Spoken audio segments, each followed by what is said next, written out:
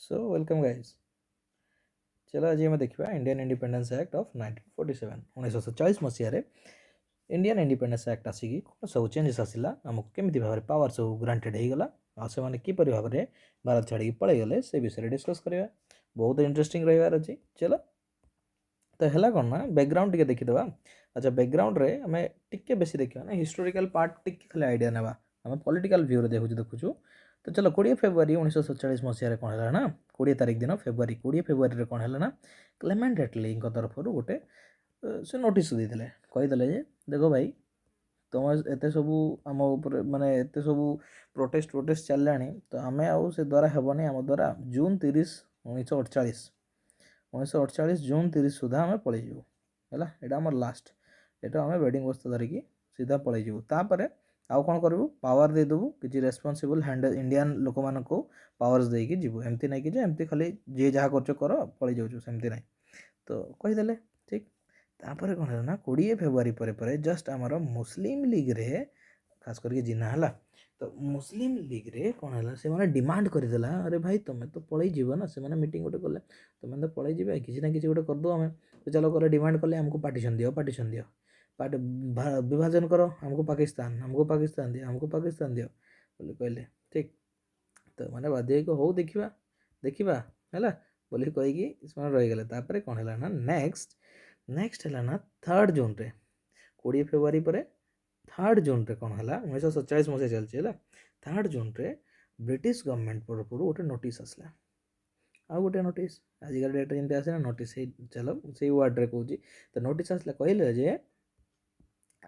कहले जे जिते सारा तुम मैंने अच्छ इंडियान रे जिते भी एरिया अच्छा जी जो पार्ट इंडिया रो जेकोसी पार्ट रे जदि आमर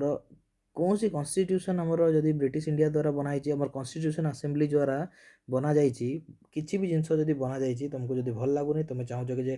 किसी भी पार्ट तुम जब चाहूच कि आम एक्सेप्ट करूनी बोली किसी असुविधा नहीं तुम एक्सेप्ट न कर पार तुम ऊपर जबरदस्ती अप्लाई करा बुझिपाल तुम एक्सक्यूज मी तुम ऊपर जबरदस्ती अप्लाई करा नहीं आउ ये कन्स्टिट्यूएंट असेंबली फॉर्मेशन केवे होता 1946 मसीह सॉरी ओके एतिकी है सेम दिन ही 3 जून को ही माउंट बेटन कौन कहीदेला ना गोटे प्लान पास कले कहले जे से प्लान को माउंट बेटन प्लान कहुए जानी है तो कहीदेले जे बेंगल पार्टीशन हे कारण आम देखीलु 20 फेब्रुआरी पर ही मुस्लिम लीग कौन कहीदेला आमको पार्टीशन दरकार तो ठीक अच्छे भाई खुशी नियो से टाइम रे गोटे बैकग्राउंड रे देखा तो गोटे जानवा जे इंडिया रे बहुत मारधर चलता माने मुस्लिम माने जाति पाति को लेकिन बहुत सारा झगड़ा चलता इवन एत मर्डर होता रेप होता एत माने कहवा माने जापारे जी है माने एत बेकार मेंटालिटी हो ना तो से बोलिकी इंडियन नेशनल कांग्रेस बाध्य हो माने राजी है सी राजी होगा मुस्लिम लीग तो कौन कह राजी है कह तो सी ही तार डिमांड थिला ना छाड़ सी भी राजी होगा चलो ओके ओके एतिकी है माउंट बेटन गोटे पार्टी माने पार्टीशन प्लान कर दिगला 3 जून रे एतिकी है तापर टिके देखिए कन्स्टिट्यूएंट असेंबली विषय में 1946 रे फॉर्मेशन होता पाखक कौन कौन पावर मिलगला कन्स्टिट्यूएंट असेंबली पाखक पावर मिलगला जे सी फ्रेम कर आउ अडप्ट जेकोसी चाहे से जो चाहिए से अडप्ट कर जेकोसी चाहिए जो भी से जमती चाहिए सेमती कन्स्टिट्यूशन से फॉर्मेशन कर फ्रेम कर से पावरटा दे दिगला बुझेगा आउ कौन दिगला सी आउ को दिगला जे कन्स्टिट्यूशन असेंबली कन्स्टिट्यूएंट असेंबली कहगला जे तांको पाखरे पावर गोटे आसला जे से माने चाहिए तो यदि से चाहिए से जो जिते सारा भी एक्ट पास होइछि ना ब्रिटेन पार्लियामेंट रे ब्रिटिश पार्लियामेंट तरफ जिते सारा भी एक्ट पास करा जाइछि तुमर इच्छा हेले तुम ताको काट दियो तुमर इच्छा हेले रख तुमर इच्छा बोली कह दिगला बुझिपाल तुम जदि चाहूच नुआ बनाओ जोटू चाहूच से उठाओ किसी असुविधा नहीं आउ कौन कहीगला जे जाए तुम चली इंडिपेंडेंट निजर निजर बनईन तुम कन्स्टिट्यूशन माने कन्स्टिट्यूशन जे जाए तुम निजर बनईन आमर अच्छी ना कौन गवर्नमेंट ऑफ इंडिया एक्ट 1935 1935 सेटा को यूज करूँ से जहाँ लिखाई से रूल चलु हो गला तुम तुम निज हिसाब से चलो आउ गोटे पावर दिगले से लेजिस्लेट करें जे जाए तुम नुआ आनी न नुआ कन्स्टिट्यूशन जे जाए आनी ना ठीक अच्छे आउ तापर कहला 15 अगस्त 1947 भारत स्वाधीन है ना तापर स्वाधीन है बोली से कहुला जानी जना पड़ तो कही 15 अगस्त 1947 तापर आ टोटाली ब्रिटिश तरफ कौन सी भी एक्ट आसला कौन ना क्लियर कि बस ये थे कन्स्टिट्यूशन कौन कौन माने कन्स्टिट्यूएंट असेंबली को कौन कौन पावर मिलगला परमिशन के बेला 1946 1946 ठीक तापर नेक्स्ट जीवा ब्रिटिश रूल को एवं जानीगल आम कौन कर दिया ये लिखा दरकार नहीं फिर भी जना पड़ जाए सर्ट नोट्स जेहेतु बन फिर भी गोटे माइंड रे चलो ब्रिटिश रूल एंड हो गला अगस्त 15 1947 पर आउ कौन कर दिया गला इंडिपेंडेंट माने दुईटा माने कोई पारिया प्रोविंसेस बने माने प्रोविंसेस को दुईटा पार्ट कर दिया भारत को माने इंडिपेंडेंट कर दिया आउ सोवरेन स्टेट कर दिया सोवरेन मीन्स कौन कि तुम ऊपर कहीं पावरफुल ना तुम तुम निजे रुह है तुम कहार अंडर आधिपत्य स्वीकार करन तुम सुजरेनिटी कहार स्वीकार करन तुम तुम रुह इंडिपेंडेंट घोषणा कर दिया गला आउ दुई भाग विभक्त करदेला भाई इंडिया पाकिस्तान अलग हो गले देन व्हाट हैपेन आउ कौन आउ गोटे जिनस कहला इंडिया पाकिस्तान अलग करदेला आउ कहला जे देख भाई इट्स योर चॉइस है ना कम्युनल ए कॉमनवेल्थ रे तुम जदि पार्टी भागीदार है कि मेंबर है कि रहा चाहूच तो रुह या फिर न रुह तुम्हें न रही भी किसी असुविधा ना तुम चॉइस इट्स योर चॉइस बोली कहला तो रहीगले है रहिले इंडिया किसी कहलानी हाँ कहीं किसी असुविधा ना से था शांति बोली कहले अच्छा कॉमनवेल्थ कौन कम्युनल कौन भूल कॉमनवेल्थ कौन कॉमनवेल्थ हूँ आमर जिते आमर पूरा पृथ्वी रे ब्रिटिश वाला माने 10टा जगह देखिए राज करते